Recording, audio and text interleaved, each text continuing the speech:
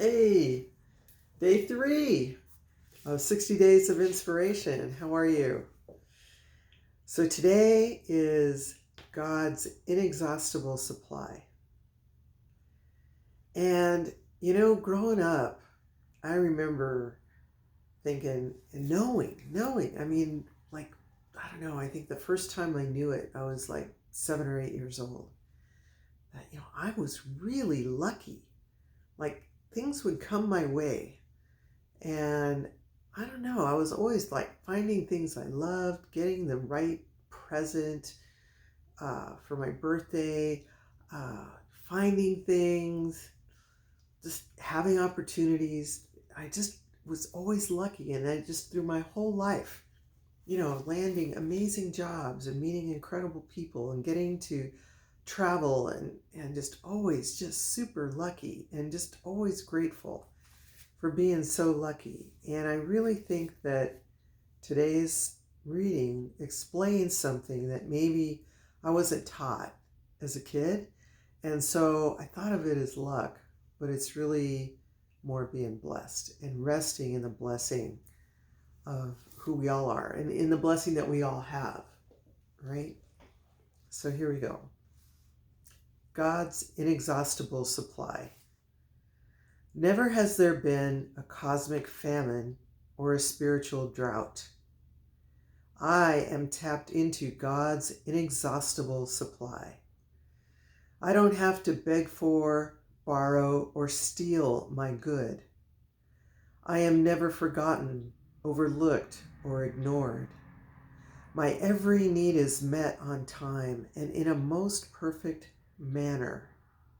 I am wealthy beyond measure. My cup always overflows. My heart swells up with gratitude. I am victorious over lack, triumphant over limitation. I excel in all areas of my life. I stand on the solid rock of truth and proclaim, I am that I am. Awesome. So it's not just luck, right? And sure, there are times that I didn't feel lucky, food stamp times and other times, breakup times and lonely times. But it's because I forgot. And I think I've been pretty good at taking those times and finding the lesson or finding the opportunity in them and moving forward, which is also something I could say was luck, but I also could say was a blessing. And so just to review, God's inexhaustible supply. Never has there been a cosmic famine or a spiritual drought. I am tapped into God's inexhaustible supply. I don't have to beg for, borrow, or steal my good because it's there, right? I am never forgotten, overlooked, or ignored. The divine blueprint has me in mind. And that's just a reminder that we're here for, every single one of us is here for a reason, right? We each have a gift to give. We each have a part to play. We're each important.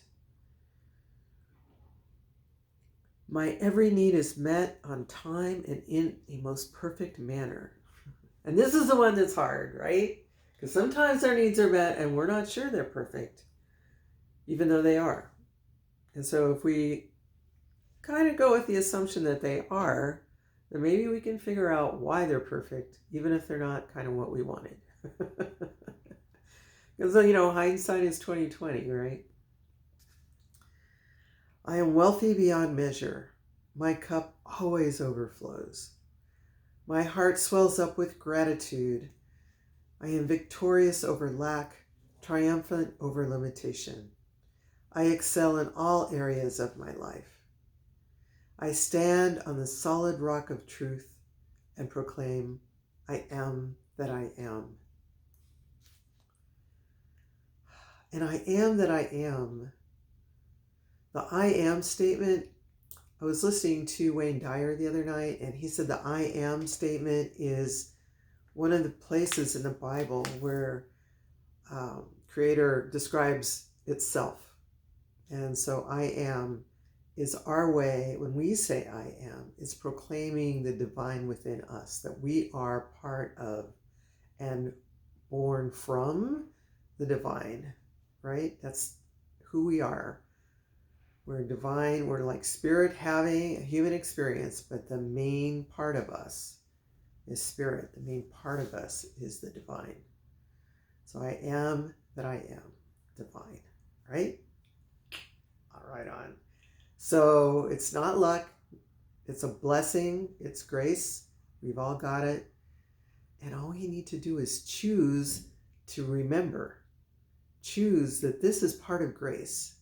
Choose, even this slowdown is grace in action, giving us an opportunity for a new start, giving us an opportunity to come into, like, not go back to our regular life, but go back to a life that we have made choices about how it's going to be, what's important to us, and what we want to include and maybe not include anymore.